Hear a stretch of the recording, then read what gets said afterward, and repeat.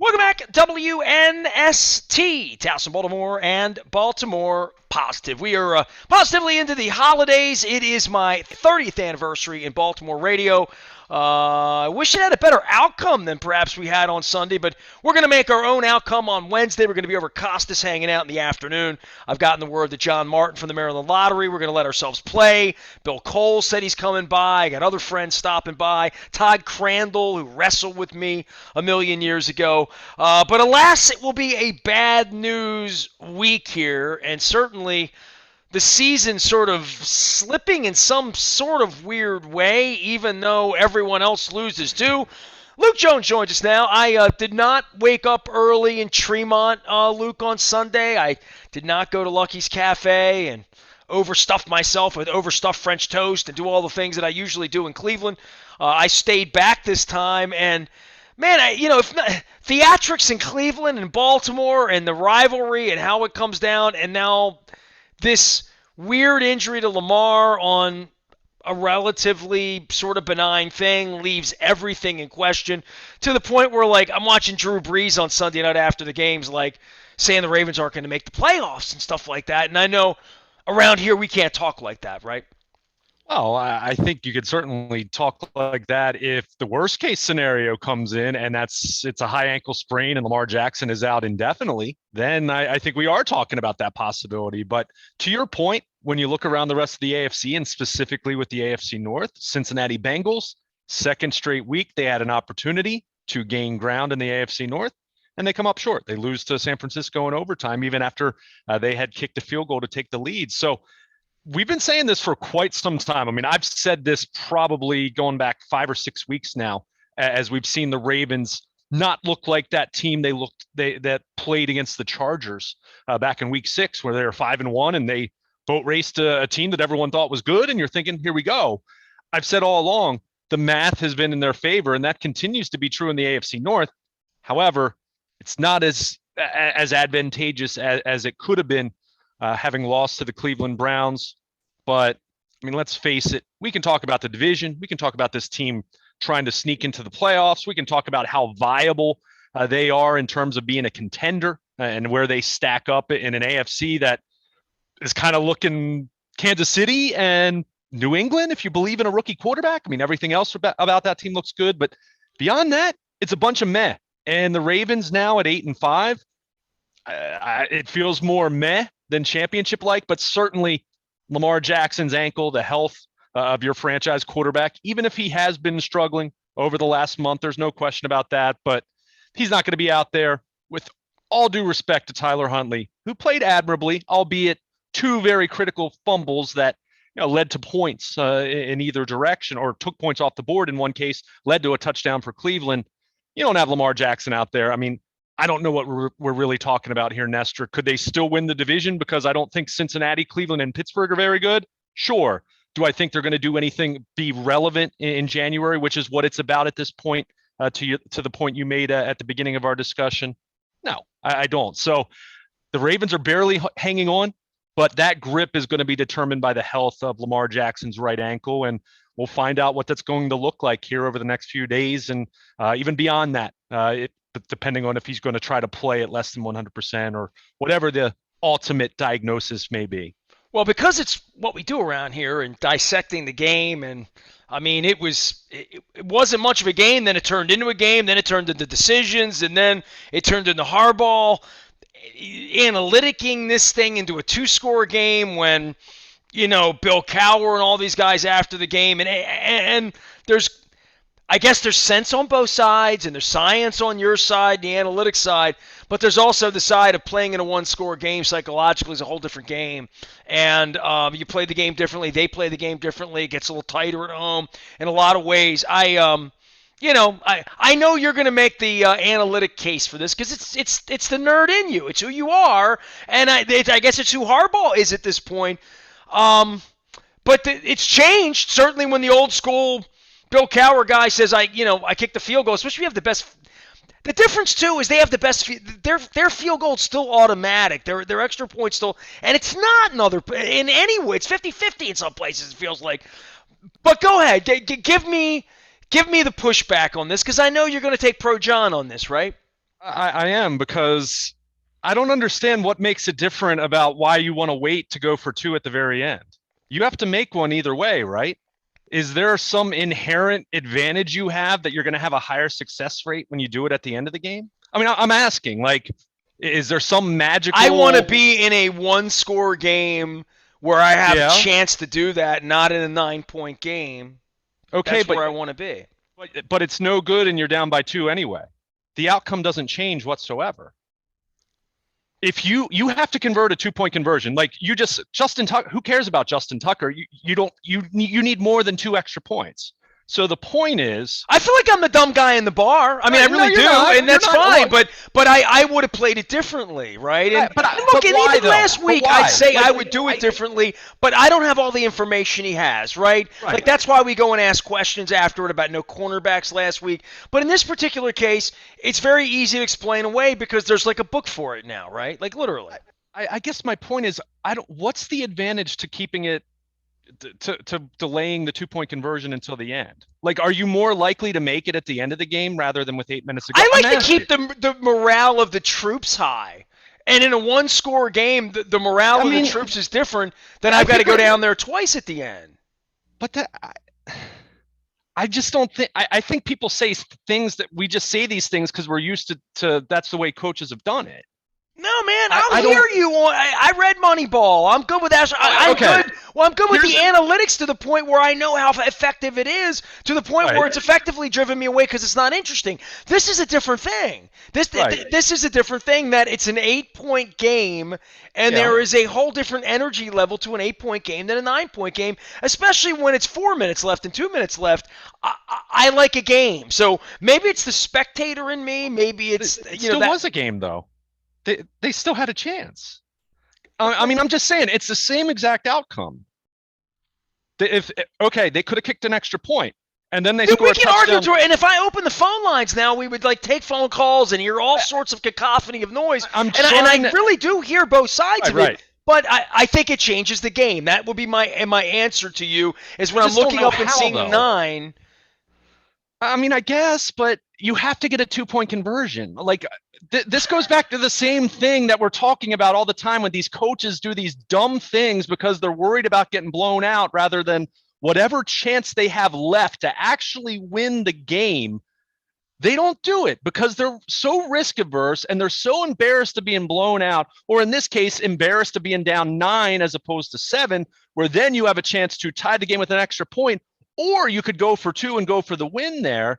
I'm just, no one has given me like what you're saying. And believe me, Bill Cowher and Boomer Esiason were going nuts about this. So guys that know way Well, more Bill about football Cowher than even me. says it's common But, sense. It's common sense. but it's not though, because everyone keeps saying like I don't understand why you just wait. To me, I've been trying to come up with the easiest analogy I could think of that would be like a real life situation. And to me, it's almost like you have an appointment and you're trying to think, should you leave a little early to save yourself some time in case there's traffic or something like that, where, hey, if there's bad traffic, you have time to take a detour, right? I mean, you can adjust your travel schedule. But if you leave right on time and you're hoping everything goes perfectly, what's your alternative if there's traffic or there's an accident? The point here is The point for me is whether it's a concert where I'm pissed that I missed the first song, or whether it's an airplane that I miss and it screws my life up. So it really does depend on, how important it is that you get there. When you were a school teacher, you didn't want a whole bunch of kids in your school and you're late, right? Like, so I would say there are degrees in all of this, and I would say at that point, at that juncture in the game, the book to me is extend the game on my bench. On my bench, have everybody believe we're going to go down there, put the ball in, and force overtime, do what we have to do because we have the best kicker. Let's make this an 8-point game. I want an 8-point game, not a 9-point game. Why is that so hard to understand to you nerds? why is it I so thought you were hard to understand? math people, man. But why are we waiting to do that for the end of the game? I don't know. I really don't know. I No, mean, because I'm every asking. I'm person trying smarter like, about math than me tells me I'm not smart about this. because here's the thing. Okay, let's say they do kick the extra point and it's an 8-point game. are you then playing on that last drive and you're letting the clock drain and you're trying to This score? isn't Stratomatic. Wait. But if No, you it get down is. there with 2 seconds left to go in the game and you punch it in, chances are their defense is back on its heels. And again, we don't have Lamar, but Huntley played well. We'll get into all speculating on that. that, though. Like to me, like everyone's saying about the momentum, you just had momentum because you scored a touchdown. Why wouldn't you try to go for 2? Because you're going to have to do it. Like we do this all the time with these scenarios. We always assume things are going to go perfectly at the very end of the game, right? I mean, this is the same thing like last week. Play for overtime because the Ravens are going to win the coin toss and they're going to march down the field even though they hadn't moved down the field at all. Or they're going to lose the coin toss, and again, let's assume Humphrey doesn't and get have hurt. no cornerbacks. But right. I mean, but my point is, we say these things. Well, you saw what John did last week, right? Right. So that's sure. But we say these things, and to be very clear, that was more of a situation neutral kind of thing. And look, I'm not saying that it's absolutely 1,000% terribly wrong to kick an extra point when you're down 15. But you have to get the 2-point conversion one way or the other. So why would you not go for it sooner? And then you have more time left to overcome that mistake rather than if you just kick the extra point and then you're down 8, right? You go down the field and guess what? If you're playing for the tie, then you're probably taking your time a little more rather than hurrying up when you're down 9. You score the touchdown and then guess what? You don't get the 2-point conversion and you might not even have any time to try an onside kick. So the whole point is you're trying to preserve, you're trying to get that information sooner rather as far as whether you make the 2-point conversion or not. So I know we're thinking about it in terms of, we want to have a better game at the end, but the analytics do support doing that earlier because then you can adjust. You can adjust your strategy at that point. Maybe your defense plays a little more aggressively. Maybe you play some cover 0 trying to force a turnover or whatever it might be. Yeah, you're going to have to take chances. And yes, there's no question. If you don't get it, yeah, you're behind the 8 ball down 9. But guess what? You still, if you kick the extra point there and then you score a touchdown, you're down 8, you need to go for 2. If you don't get it there, how's it any different? So again, to me, you want to have that. You want to plan. You're planning ahead. You're finding out if you're going to have that. If you're going to convert that 2-point conversion much earlier, and then you can try to adjust. Like I said, you're going to have to take some chances. Or in the Ravens' case, being down 9, they knew they had to score very, very quickly, and then they were going to try to kick or try the onside kick. Or there was a scenario where they could have tried the long field goal with the thought of, we're going to try the onside kick then and score a touchdown. So they scored the touchdown, of course, though. Got that quickly, and then they had an onside kick. But again, I keep feeling like people keep saying, well, just wait for the end. Do you have any better odds of making a 2-point conversion with 30 seconds left as opposed to 8 minutes left? I mean, I just don't know last week where... would say no. Well, and inherently, you just kind of made the point. Inherently, the problem is not the decision nearly as much as they got to score a 2-point conversion. I mean, they were going to have to score one either way, right? And the last 2 times they've done it, they've come up short. Now, can you make the argument then that they kicked the extra point and then save that for the end? I mean, I guess, but I just don't understand. Well, John always likes going for 2, and not just last week because of Lamar and because of the structure of the offense being down on a goal line where you have an extra running back where Peyton Manning wasn't going to run it. Theoretically, Tom Brady, maybe sneak or whatever. But it's a mobile quarterback there changes the helmet on helmet in tight space to advantage purple in this case. So John loves the play, and now the league's coming around on how to crack down on it to some degree in a lot of ways. And now there's no Lamar, so we'll be talking about all that. Luke Jones is here. He will be in Owings Mills all week long. Packers coming in. We will be talking about that and Aaron Rodgers and all of that. But before I do, I want to talk about Liberty Pure Solutions. Back to sponsoring us. I have hot water heater issues. I can never get hot enough in the winter. And I think those of you know our radio station have well water, so I had Doug out talking about the safety of our water. So Doug Workman and his folks do a great job. Liberty Pure Solutions, 1-800-CLEAN-WATER. I'll be telling you more and more about them. Also, our newest sponsor, Nacho Mamas. Big shout out to Jackie and the late, great Scunny. I dropped off. Luke, I know you've seen the baby beanie Ursay dummy That now is going to live permanently at Nacho Mama's in Towson, which I think is very appropriate because the original Bob Irsay dummy was at Nacho Mama's in Canton. So, and we're going to be doing the show at Nacho Mama's next month as well. Luke, I want to give you as much oxygen, on the game itself and on Lamar, but Lamar and Huntley and the way the offense is, and the fact that they came back, they almost won, they had a chance. People fell asleep in the third quarter. They walked their dog. They raked their leaves. They did things. And lo and behold, they're in a game again to the point where if I were in Cleveland and had to ask John to, in the angst, in the aftermath, explain ideology on, two-pointers again, and he did give a little mini meeting on that afterward. But for the afternoon and for the excitement and for where they are and for the injuries, it's sort of stunning they had a chance to win, that I could even feign being pissed at John or ask the tough questions, put the hat on and be Oscar Madison in the aftermath and second guess it away. And I love how somebody in the room said, John, I'm not second guessing you. John, I'm second guessing you. It's fine. I'm out in the open with that. And I think for all of that, it's incredible that they've maintained the ability to maybe be 10-3 right now in some weird way, right? Like they're a fingertip and they landed on a onside kick. I mean, they've had a lot of things go wrong, but they've also, this kid comes in and runs around and plays and is a bit of a gamer, right? Yeah, and we've talked about it. I mean, the injuries have gone all wrong. I mean, obviously, and we haven't even mentioned Calais Campbell leaves in the first quarter as well. So you have that. You have Lamar Jackson, which obviously is at the very top of the list, and they're second place, maybe a distant second, is Marlon Humphrey, which we thought was the breaking point last week. But I thought Sunday, and this is where I will give John Harbaugh and this team a lot of credit. I thought Sunday told us a lot about both of these teams and kind of what they're all about. You have the Ravens, who are already decimated. I mean, they didn't have Patrick Ricard on Sunday. Jimmy Smith stayed back in Baltimore, awaiting his new baby being born. Nick Boyle, we know how that's gone. Patrick McCary, we knew hurt his hand, wasn't going to play on Sunday. So you just go down the list of guys that they're missing. But it was almost like a spring game for the Orioles in Bradenton.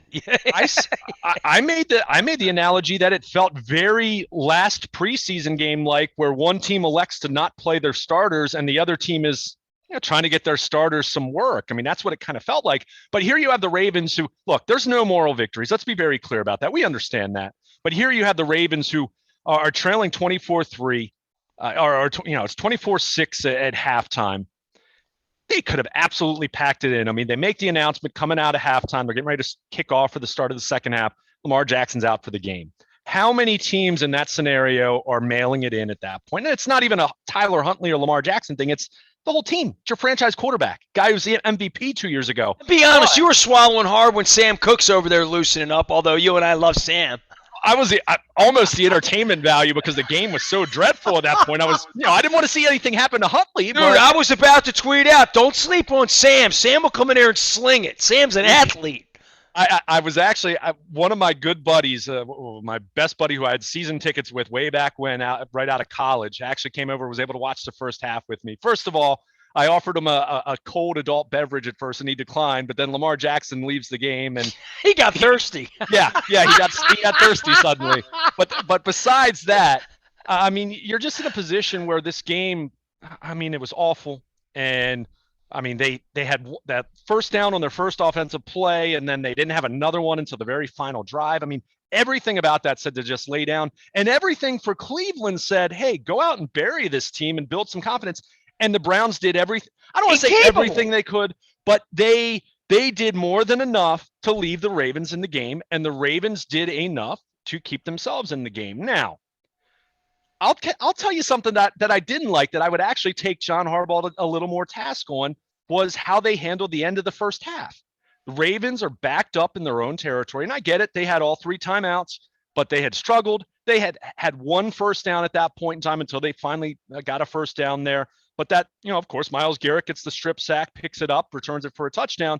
And it could have been a 17-3 game if you play that conservatively. And at that point, You get Tyler Huntley into the locker room and you're saying, all right, here's what we're going to work on second half.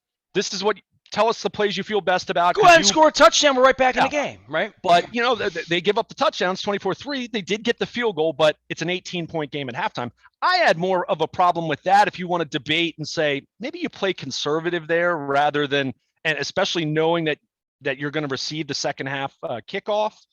But, they fought and they battled. And I think it's just a reminder of the resolve of this football team. Once again, even without Lamar Jackson, where they fought back. And I think as much as that's not going to get you to a Super Bowl, and as much as it feels like those championship aspirations are getting further and further away, and certainly if Lamar has a high ankle sprain, is going to miss multiple games here, you're wondering if they can even get in, let alone what condition he's going to be in to try to lead you when he wasn't playing well before the injury.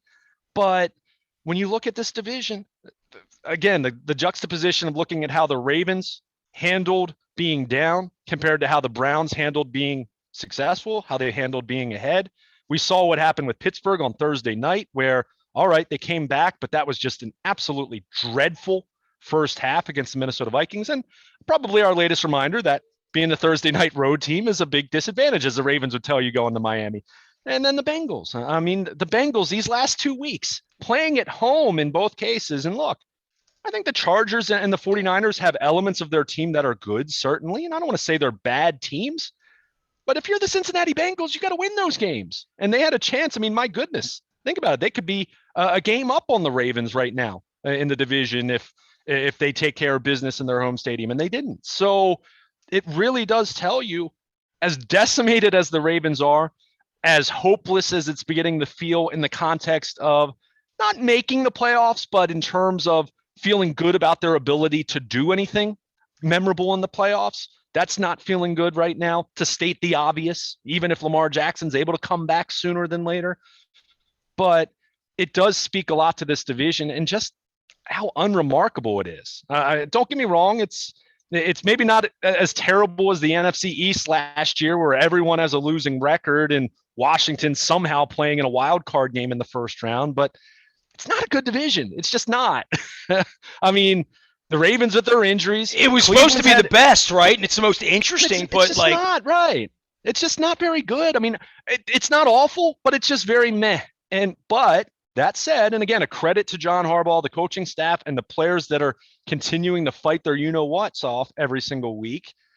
They're still in first place. And I don't want to say that, that's good enough, but reality is where they are right now with their injuries. And again, now talking about your franchise, his status being unknown here as you get into the final 4 weeks and knowing that you've got a tough final 4 games remaining, but they're in first place. And the math is still, not incredibly in their favor, but it's still in their favor as it relates to the division. But they're holding on. But as I said, the health of Lamar Jackson's ankle is going to really determine how strong that grip is going to be able to be here over these last few weeks. But again, no one's running away with it. And even the whole division or even the whole conference, it's weird. We're almost reverting to where we were at the beginning, where you thought it was Kansas City. And well, the Chiefs are jockeying. New England's looked really good. But again, do you trust them with a rookie quarterback? But everyone else, I don't know. I mean, which week is it? Tell me what happens next week, and we'll try to draw conclusions. But certainly the Ravens, it's a tough day on Sunday, despite an admirable fight with Tyler Huntley doing the things that he did late. I thought the Chargers were dressed nice in their they kind of remind me of comic book heroes when they wear those blues, don't they? Sort of, yes? Yeah. Hey, I mean, and they look really good at times, and other times you look at them and shake your head. That's the AFC this year, right? I was shaking my head at the Bengals and the Bills before the day was over on Sunday night as well. He is Luke Jones. You can follow him out in Owings Mills, out at Baltimore Luke. And, of course, all of it brought to you by Royal Farms, real fresh, real fast. Man, my sponsors have been so awesome the last couple of weeks. We were out at the Chaucer last week. I had leftovers during the game. I stopped at, we were at the Beaumont. I stopped at the Chaucer to get tuna tostadas, and I brought those home and ate those during the game as well. I was at Pizza John's last week, and Luke, I know you're not going to like this, but I had It's my own creation. Pepperoni, imported ham, and pineapple. Don't go to sleep on. I'm telling you, it's better than you think it is. I want to start a new thing for folks at Pizza John's down in Essex. So big appreciation to all of our sponsors, including our newest sponsors at Liberty Pure Solutions, as well as Nacho Mamas. We have our Wise conversations heading out. I got Wise eggnog ice cream. I got peppermint stick. I'm complete for the holidays at this point. Maybe a victory over the Packers would help me out a little bit. But Luke and I will continue to talk all things Ravens football.